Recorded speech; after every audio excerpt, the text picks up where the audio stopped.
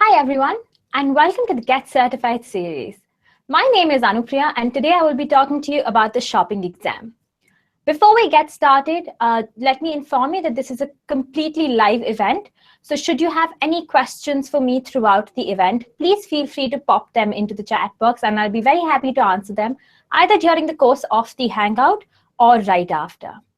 Also, this presentation is going to be focused on Google Shopping and how you can take the certification for Google Shopping on your partner's account.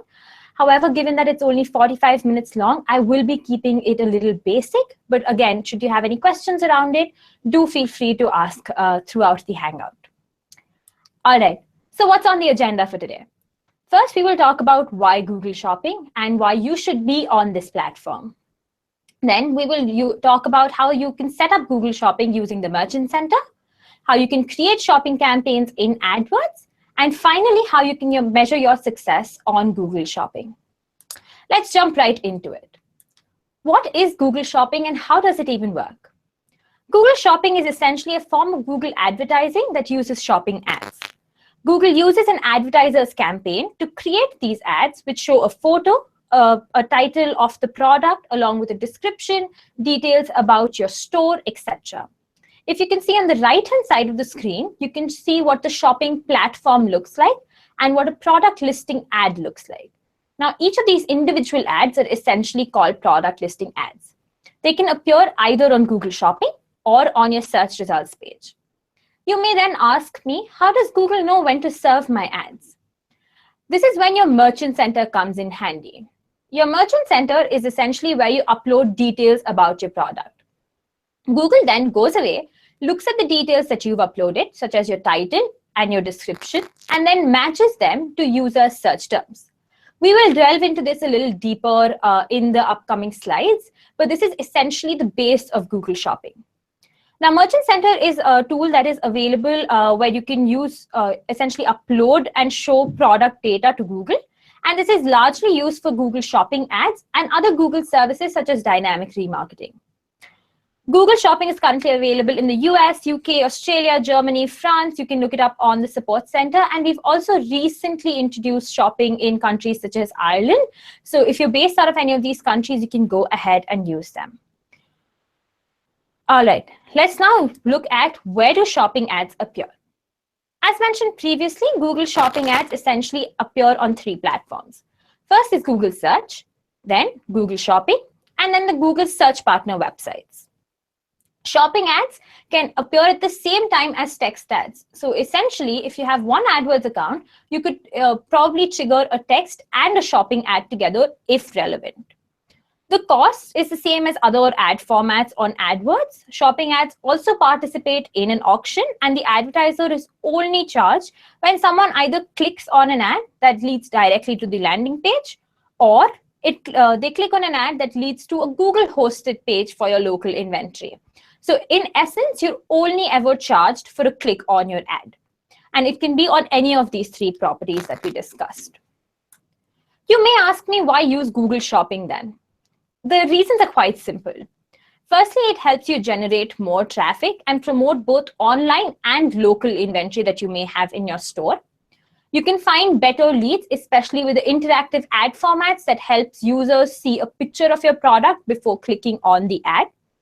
And you can use this platform to sell new, used, or even custom goods, enticing your users to actually purchase your product by looking at the picture and also any prices that you may list there. It also helps you increase your online presence as a retailer, given how big Google's search platform and shopping platforms are. And therefore, when the user is looking for your product specifically, you definitely want to make sure that you show up. You can gather data and insights using reporting and performance metrics for your shopping campaigns. You can see where the users came in from, what were the products that were best selling for you, which people clicked on which product more specifically, and details like that that can not only help you optimize your Google ads, but in general, your retail strategy. You can also customize your product feed to include details that make your products unique. So you can add in your USPs to the description. You can customize it to add your own custom labels and put in as much data as you want Google to see there and use to serve your ads. And lastly, you can optimize for mobile, which means that you can have a very easy retail-centric campaign management that can be device-specific as well. As we know, most users are definitely on the go nowadays. So while I look for something, say I want to buy a new pair of shoes, right? I probably search for it on Google, browse to the first few ads that comes out on my mobile phone, go home, open it up on my desktop, and convert a few hours later. Which is why it is important that you use shopping to your advantage, especially on a platform like mobile. How do we get started then? All right, so we've broken it down into 3 simple steps for you. First is to upload your product data feed into the Google Merchant Center. Second is to go into AdWords and create your shopping campaign, which will allow you to bid on your products and participate in AdWords auctions. And lastly is to showcase your ads on Google Shopping and make sure you continuously optimize them to give you the best performance that you're looking for. So let's break each of these steps down. 1, how do we use the Merchant Center? And what even is the Merchant Center? Okay, so the 3 steps again to using the Merchant Center account is firstly to open a Merchant Center account, which you can do by simply doing a Google search for Google Merchant Center, and you should see a sign up link there. Now, opening a Merchant Center account requires you to provide a little bit of basic information about the business, such as accurate contact information, a secure checkout policy on your site and a secure checkout process on your site. Make sure you have a clear return policy, you have billing terms and conditions, and you have a complete checkout process, which basically means that the user should be able to go to your website and buy the product then and there. It can't be a product that is, they pre-order or they simply place show an interest for, and then they go ahead and purchase it offline. So there needs to be a mean of online purchase. Once you've checked all these boxes and made sure your site is eligible for Google Shopping and the Merchant Center, you can then open your Merchant Center account. And essentially over here, you need to verify and claim your site URL, which is usually done by placing a piece of code on the website to make sure that we know that you genuinely do own this website and you would like to advertise for it. If you have multiple clients under you and you're an agency, you can set up a multi-client account, which will allow you to set up and manage multiple Google Merchant Center accounts. And then lastly, you need to learn how to navigate your Merchant Center account. And we'll walk you through all of the steps in the section that follows. All right.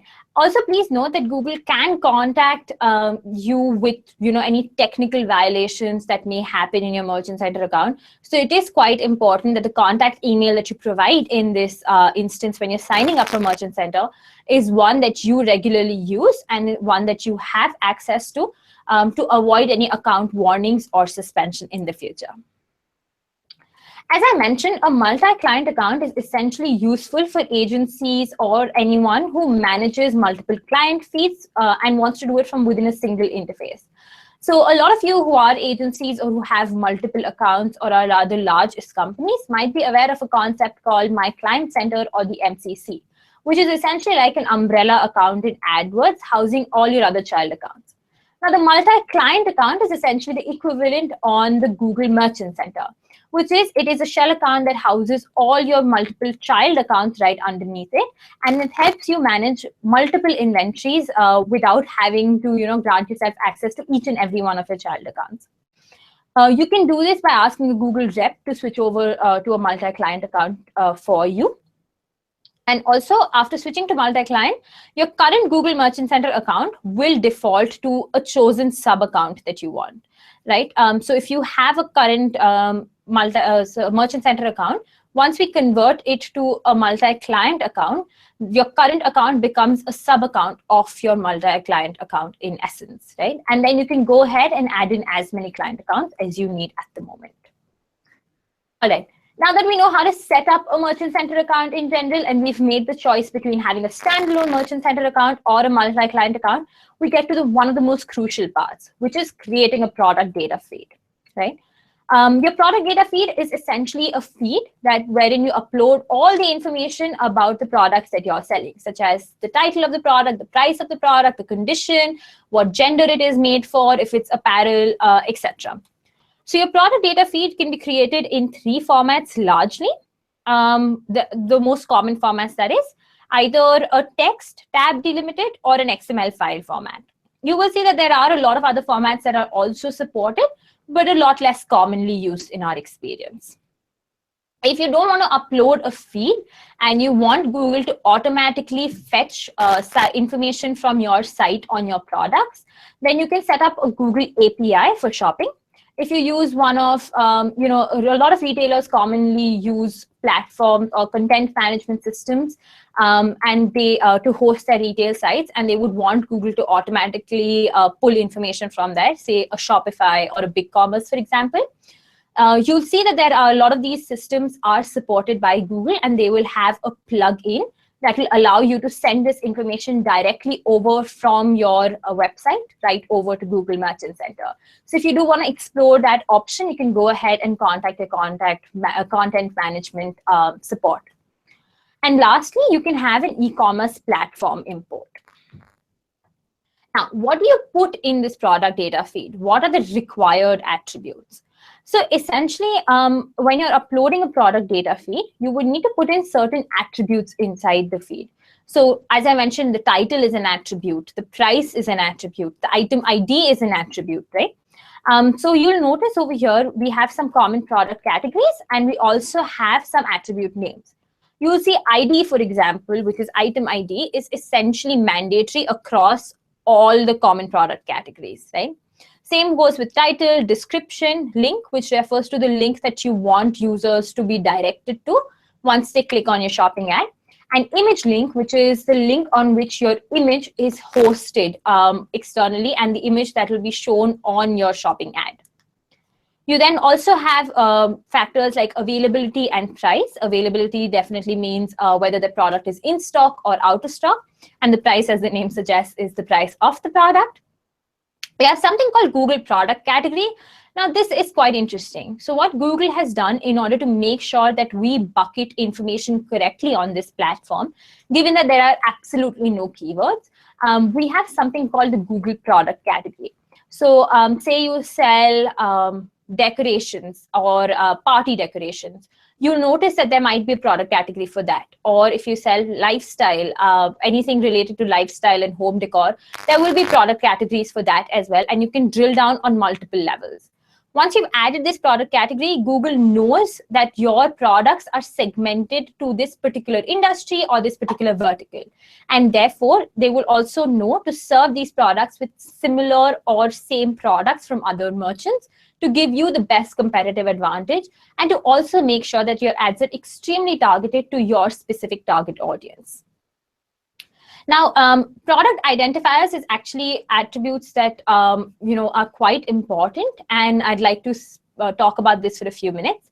A GTIN is essentially a unique identifier that is assigned to each and every product by the manufacturer. Now, this is a global number. It's a global trade identifier number, and it is assigned to products, as the name suggests, on a global level. Some products may not have a GTIN. And GTIN, in this case for Google Shopping, is a required attribute, as it allows us to be able to bunch products correctly and to bucket them correctly.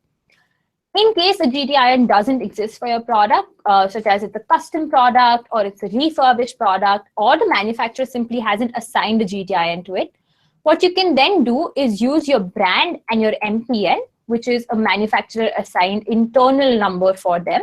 And you can use this in lieu of your GTIN. However, be sure that you've checked with your manufacturer for the existence of the GTIN before you skip over this step, as if the GTIN does exist and you simply have chosen to not use it, your products will be disapproved. So in essence, you must definitely have product identifiers in the field and in the feed, preferably your GTIN, and should it not exist, your brand and your MPN. All right. Then you would have detailed product description categories such as condition and whether the item is intended for an adult audience or not. So for people who might not, who might be retailing, slightly sensitive products that are not intended for a juvenile audience, you will definitely want to indicate using this category that your products are adult only, so that Google knows to serve your products at the correct demographic. And also then you have shipping, which allows you to signify whether you have free shipping or how much you charge for shipping and at what rates you charge for shipping given the zip code that the user is entering. So you can add in a differentiated shipping rate depending on what regions you ship to and how much you charge for it. Now that we've gone over some of the required attributes, let's talk about the recommended attributes. Now, these are attributes that essentially help you to understand and organize your product data better. These are not attributes that Google mandates that you have, but if you have them, it's good for both you and for the Merchant Center. So you have labels, product type, product category, color, which is extremely useful, especially if you're selling, say, jewelry or clothes. And then you have size and gender. And again, this is extremely useful when you're retailing, clothing material or accessories of any kind that might be gendered or might come in different sizes. Now, how do you run sales in data feeds? Sales is essentially a feature that you're able to use on your shopping ads via your product data feed. What you need to do is simply use the sale price attribute, and you can use it in conjunction with the sale date attributes to indicate a limited time sale. So you can see in your product data feed, you might have a sale only on one product. You can use the sale price attribute, leaving all other product fields blank. And then you can add in your sale price there. And if you want to have a sale price effective date, then you can also add in the timestamp as shown on the screen. Now, the next one is really, really interesting, it's called microdata. Now, what happens when you have a certain price on your website? You've entered another price on the Google feed, but due to some circumstances such as stock running low or high demand for the product, you are forced to change your price quite frequently. You can't go and keep updating your product feed every second or every microsecond. What happens in such cases, and how do you provide the best user experience? Now, schema.org microdata is essentially something that you implement on your product landing pages, and that helps us get up-to-date information directly from your site. So how does this work? In the image that you see on the right, you can see that when we update price and availability of an item using price information and say a text data feed, and then when you upload an item with, say, a price of $1, right? A Google Shopping user, who is the blue icon in this case, will see that price. If we find a price mismatch between your feed and your website after you've uploaded this feed, we will update the price of the item automatically. So say in this example, we see that you have a $2 price on your website, which doesn't match the text feed that you have provided to us, right? Because you have schema.org microdata updated on your site, the end user will still see a price of $2 on your feed and on your product listing ad.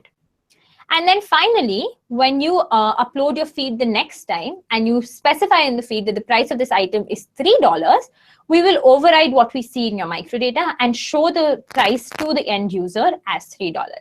So essentially what this does is it helps you provide the most up-to-date information to your end user and also makes sure that there is no mismatch between your feed and your website, helping you prevent what could be some disapprovals in your Merchant Center account and could also lead to your item being taken down. Now, this gets us to the next part. What do you do when your item's taken down? How do you know what's gone wrong and how do you fix it? So the errors that you see in Merchant Center will essentially affect you in 3 ways, right? If you're going to your Merchant Center account and going to the Diagnostics tab, you will see errors on 3 levels. One is account level errors, which is towards the extreme left. Now, these are errors that affect your entire account. and will take hold, or you will get warning emails about before they take hold. Then you have feed errors, which are errors that are specifically within a feed, and say there have been some processing issues or anything like that. And then finally, you have item level errors, which will highlight any individual items within a feed that might not be policy compliant or that might have some data quality issues. Now let's delve a little deeper into item level errors. So you essentially have two types of item level errors. Data quality. Now this is when essentially the quality of your data is not consistent. So say you have a price mismatch, as we spoke about earlier. Your landing page says one thing, your feed says another. That is a data quality error.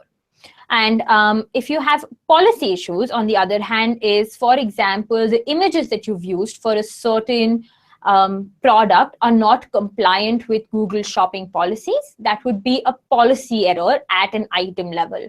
So you might see some of your items might be preemptively disapproved because of policy errors. But once you fix the error that you see in the diagnostics tab, you can go ahead and just upload your feed again, which will help refresh the Merchant Center, reevaluate your products, and make sure that if the error is fixed, your products are approved. For account level issues, on the other hand, you do get a warning email about it, and you get a grace period to try and fix the error. If you're not able to fix the error within this grace period, your account will unfortunately be suspended. However, once you fix the error, even after account suspension, you can go ahead and request a re-review for your entire Merchant Center account using a pop-up alert that will appear in your diagnostics section. The graph that you see there is also very useful because it helps tell you how many of your products are still pending approval, which is in orange, how many are disapproved, which is in red, and how many are approved, which is in green. However, bear in mind that there is a 24-hour lag between the diagnostics tab updating and your feed being uploaded. So do make sure that you check using the top right-hand side timestamp as to when the diagnostic tab was last updated. Right? So do wait for 24 hours after your feed has been uploaded to see any errors in the diagnostic tab. All right. Now that we're confident with using the Google Merchant Center, let's talk about creating shopping campaigns in AdWords. Before we go ahead and create shopping campaigns, you need to be able to link your AdWords and Merchant Center account so that AdWords can pull information directly from the Merchant Center. To do this, you need to set up a Merchant Center account and an AdWords account, and then request linking from within your Merchant Center account. Right? So you can go ahead to account linking under the gear icon on Merchant Center, and you can request to link it to a specific AdWords account. Once you've linked it, as you can see on the screen, you will see a status icon there, either showing the account has been linked or is currently not linked. Once you do this, you will get an alert in AdWords showing that the Merchant Center account has been linked, and after 24 hours, you're ready to go ahead and create your first shopping campaign. How does a campaign structure look like? So you have an AdWords account, which is linked to the Merchant Center account, as we discussed. You create a shopping campaign underneath it. Now, the shopping campaign is where you set your location settings, which means who do you want to target, your budget settings, how much do you want to spend on this, and any bid adjustments that you might have. So say you want to focus more on mobile, or you want to focus more on any other specific device, or a sub-location within your specified location. So say you're selling products in the UK, but you want to be a little more competitive in London, for example, you can go ahead and set a bid adjustment against it. Then you'll go ahead and create ad groups under each campaign. Now, an ad group can be based on product types or product categories. So you should essentially structure your ad groups based on how you want to place bids, negative keywords, and how you want to use the search terms report. For example, you can create ad groups of each of your top brands so that you can make adjustments and see search terms reports for each of these brands. So essentially see what people were searching for when they saw ads for these brands. When you use multiple ad groups in one campaign, they can still fall under the same campaign settings. So Google will only use the highest bid that you set across the entire campaign when there is a product included in multiple ad groups in the same campaign itself. So say a product falls under 2 categories that you might have, we'll still use the highest bid within the same campaign for that product. Now, ad groups in the same campaign essentially is something that we covered, but how do you essentially create these ad groups, right? And how do you create these subdivisions within these ad groups? So once you've based your ad group on a certain category or a product type, you can go ahead and create a product group, which is essentially for your specific products. For your specific products, you can delineate your products as per item ID, or by brand or category, which is an attribute that is used on your Google product taxonomy. Your product type, which is an attribute assigned to you based on your categorization that you have internally. Your condition, which is new, used, or refurbished, however you want to specify it, right? So the idea of a product group is you choose on what basis you want to place your bids. Either you want to place differentiated bids for each and every item, which is when you use item level, or you want to place bids based on a certain grouping, such as the condition of the product. You want to bid more on new products and less on old products. Depending on your business objective, you go ahead and choose your product group. Once you've done that, you can go ahead and set up your shopping campaign. So once you've visualized how you're going to do it and what structure you're going to follow, you can go ahead, go to plus create campaign and create a shopping campaign, right? And once you see that, you can also import settings from other shopping campaigns if you already have some existing ones, because this is essentially good for duplicating any success that you might have from one campaign to another. You'll also see that there is a place to link your Merchant Center account, which is called your Merchant Identifier. Now, this Merchant Identifier connects your Merchant Center account to the campaign. And once you save this campaign, it cannot be changed. So make sure while you're setting up this campaign that you've double checked this and you've made sure you're using the correct Merchant Center account. Also, you will need to select your country of sale. It's important that your feed matches the requirements for this country as well as your landing pages. So the currency needs to be the same as in the country of sale that you've chosen. So if your landing page has, say, dollars as a currency, but your country of sale is going to be Great Britain, that's going to be a mismatch and your ads are not going to run. All right. Now that you've set up a shopping campaign, let's talk a little bit more about product groups. You can use any of the 6 attributes that I was earlier describing to create product groups. Now, the reason we're delving a little into this is because it's quite crucial to your success in your shopping campaign, as this is the basis on which you bid. And your bid, given the lack of keywords, can be very, very instrumental, just as your title and description are in your Merchant Center. So you use product type and you want to use your own product categorization system. For example, you have road bikes versus dirt bikes versus mountain bikes. That's an attribute that you would use. Category is when you don't have your own taxonomy, but you want to bid by product types. So you will use the Google product category that I was earlier describing, which is a hierarchical structure. You can use brands when you have similar product types, but you carry multiple brands of it. So say you have various types of lipsticks, or in this case, bikes. You can use Acme bikes versus other bike brands. When you have a smaller number of products, however, or you want to be very controlled in your bidding and want to make sure that you have very, very differentiated bids for all your products, you can use item ID, which will help you break up all your products by item ID and set individual bids for them. Condition is useful when you have many used or refurbished products. And custom labels is when you have your own structure in mind, right? So you want to bid on your own customized category. And essentially, this is when you're a little more conversant with shopping as such, because you want to have your own categorization. You want to make sure that you're upselling a little more of your best-selling products than the others.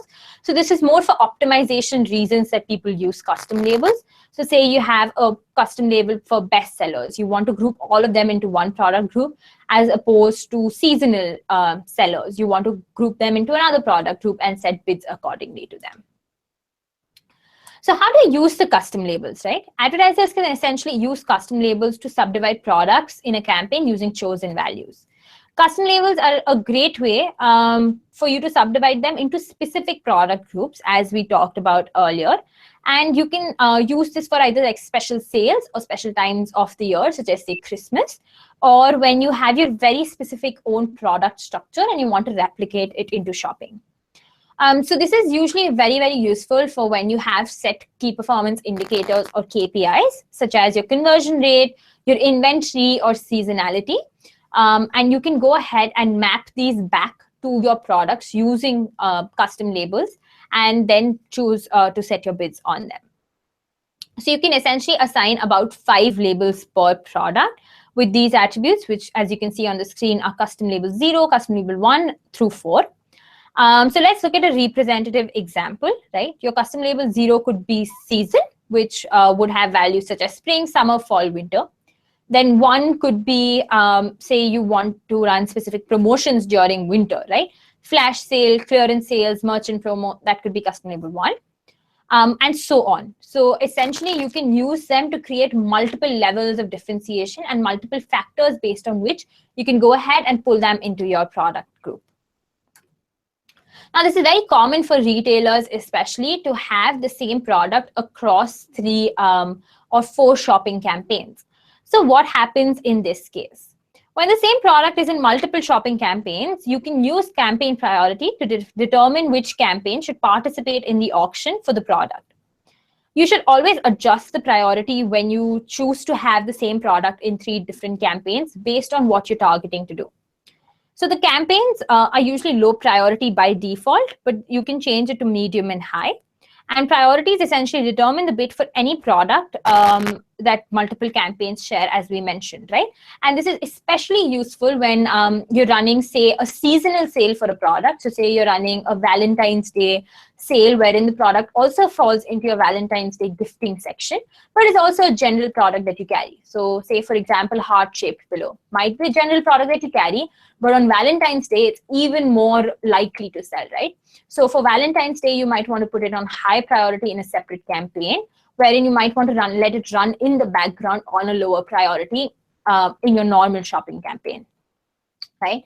So the lowest priority is the default option for all the items. Your medium priority campaign especially trumps lower priority campaigns, regardless of the bid, as long as the campaign budget permits. So the minute the campaign budget runs out, we fall back on your low priority campaign for that item at least. And your high priority campaign is prioritized over all other campaigns, as the name suggests, as long as the budget permits again. So the minute your high priority campaign exhausts its budget, we will fall back on medium. That exhausts budget, we'll fall back on low, right? So essentially, you always make sure that your item is running and has some presence, but you can choose to differentiate the bids on your item depending on how high a priority it is for you, given your seasonal trend or any other business requirements that you might have. Now, I know throughout the Hangout I've spoken a lot about bidding, but how do you bid effectively on a shopping campaign? So you can have manual bids, which is called manual CPC, wherein you set bids manually and enter a bid for, say, each item level or at an ad group level. But you can also use some of the semi-automated bidding strategies or automated bidding strategies that we have in place. One that's really crucial and important is called Enhanced CPC, which automatically adjusts manual CPC based on each click's likelihood to result in a conversion. Now, this essentially means that you can use your conversion data to take advantage of this semi-automated bidding strategy to adjust your manual CPC by a certain percentage. And this is going to result in likely more conversions for you and also an optimized use of your budget. You then have maximized clicks, which automatically set bids to help you get the most clicks within a target spend amount. So say you want as many clicks as you can within $100, you can go ahead and do that using a maximized bid strategy. It's great for when you want to spread brand awareness, you're new to the market, and you just want to tell people, hey, I'm here. Then you have target return on ad spend, which automatically sets your bids to maximize your conversion value while trying to reach an average return on ad spend. I would suggest that this is for slightly more mature advertisers who've used shopping for a while and have a lot of conversion data in the account.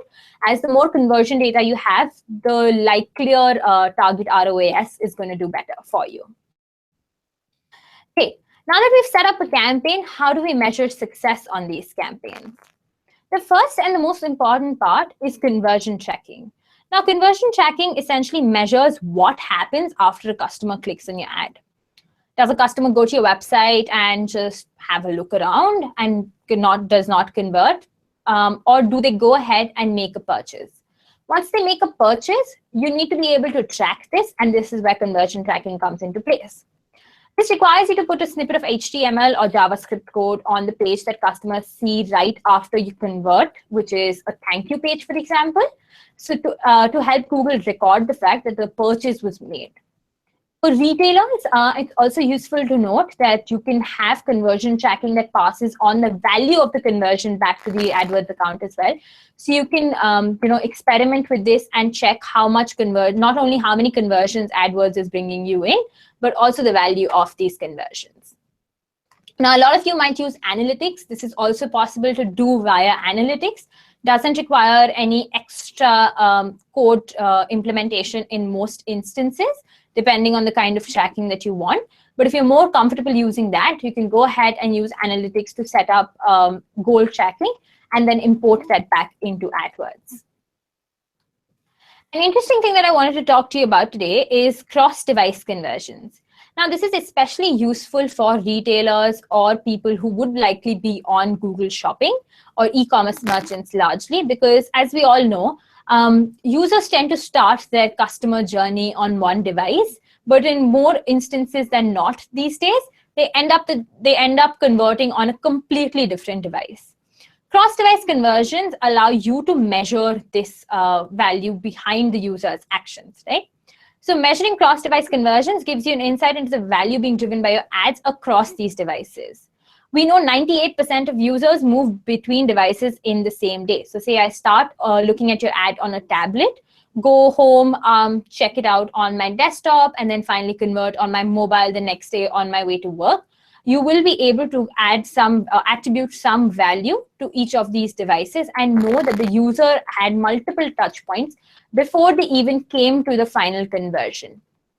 This is especially useful when you want to set up differentiated bids on the various device types. So depending on which part on the funnel of acquisition you are, say you only want to spread brand awareness, and you see most your cross-device conversions seem to indicate that people are starting off on one device and coming back onto another device to convert, you might want to increase the amount that you're bidding on the initial device to make sure you're getting the word out as much as possible. Now, how do you monitor and optimize your shopping campaigns? Let's talk about changing budgets first. As as is suggested, you would want to increase your budget for profitable campaigns, especially those hitting daily budgets, and decrease it for non-profitable campaigns, right? So this is just hygiene, wherein you're making sure that you're either setting up a shared budget across multiple campaigns, or you're normally policing the budget on each of these campaigns to make sure that they're optimally utilized. You can check your mobile versus desktop performance and set a mobile bid adjustments specifically.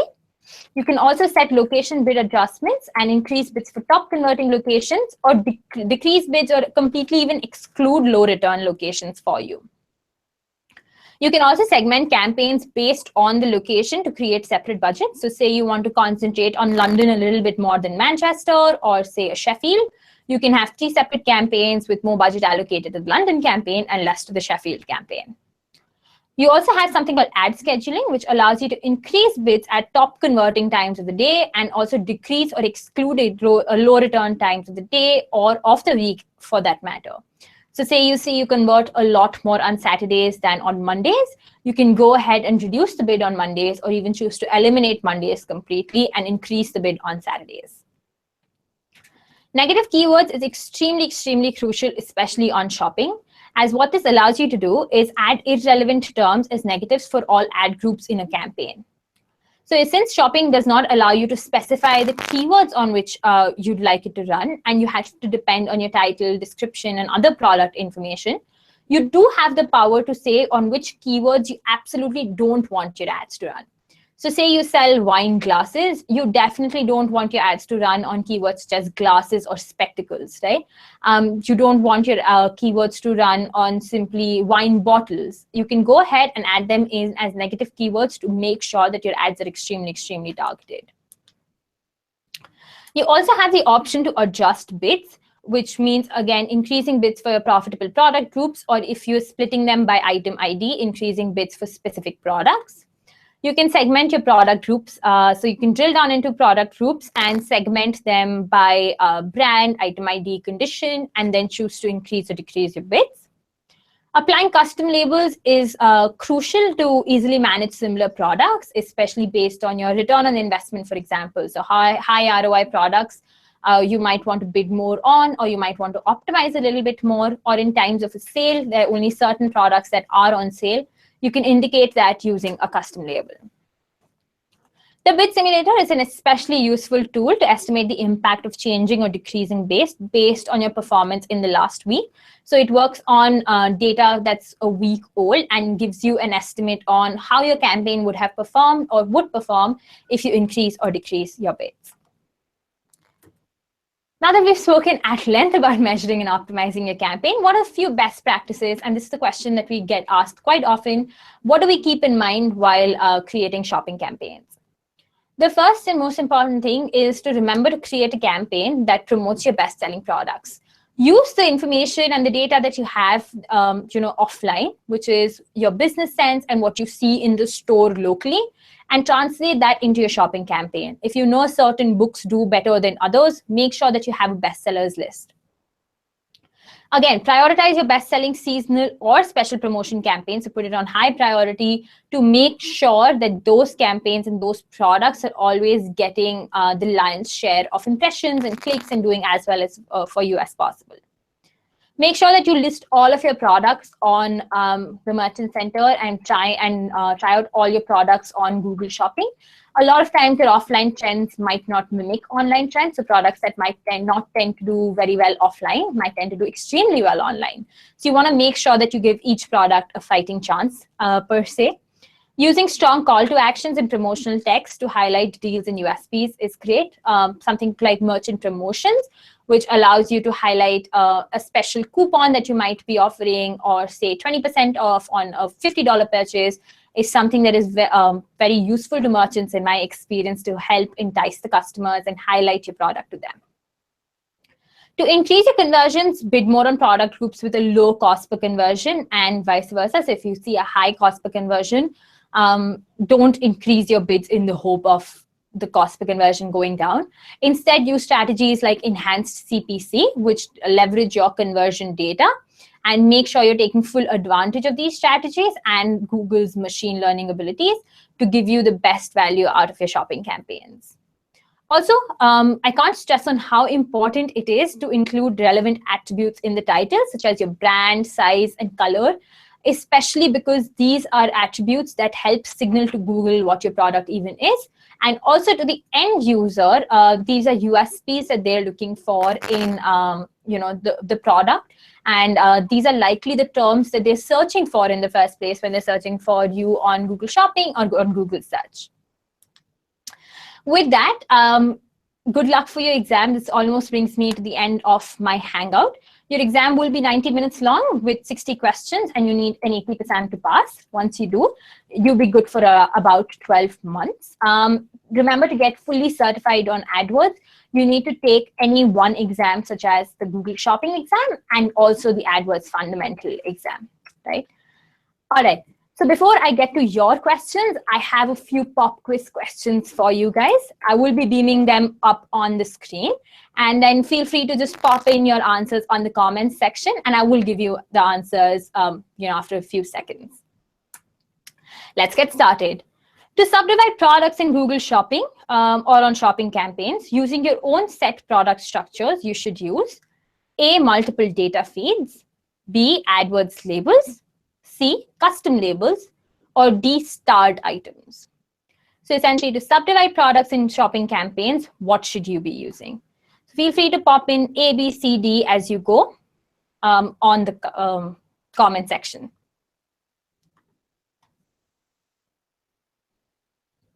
I'll give a few seconds for everybody to sort of get in on the action.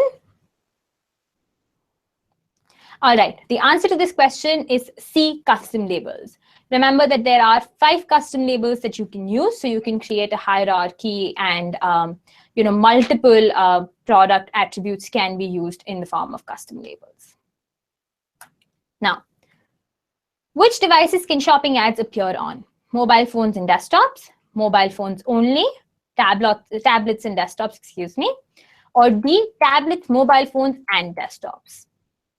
Again, feel free to pop in your answers on the comment section while I go over and hop on to see what questions you've asked me today.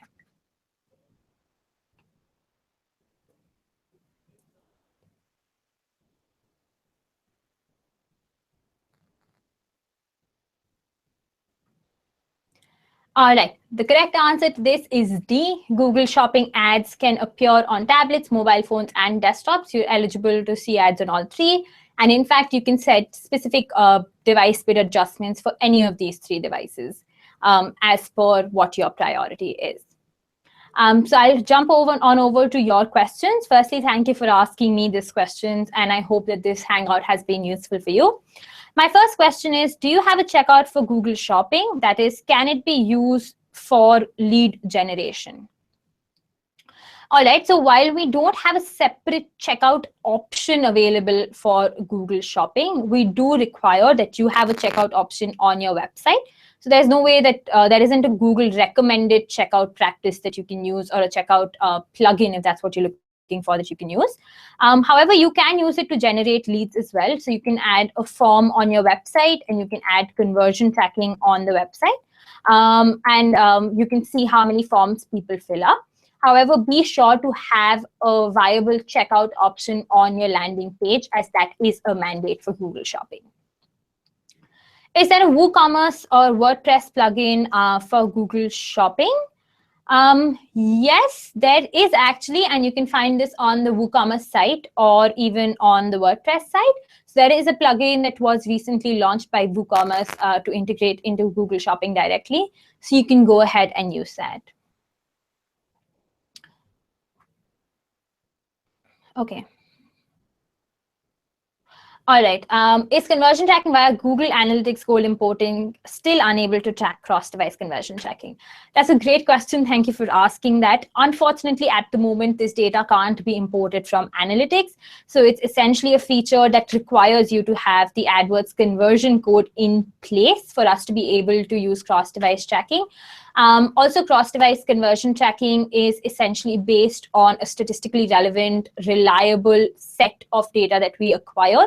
So it's not something that can be imported from Analytics. It is something that we assess using your AdWords conversion data as such. We do require that you have the AdWords conversion code. And once we are able to pull up a statistically reliable sample size and say with a 95% accuracy as to what devices the users came from, only then would we add in cross-device conversion tracking for you. Alrighty, I think these are all the questions that I had. Thank you so much for joining me today. Good luck for your exams, and we'll see you next time.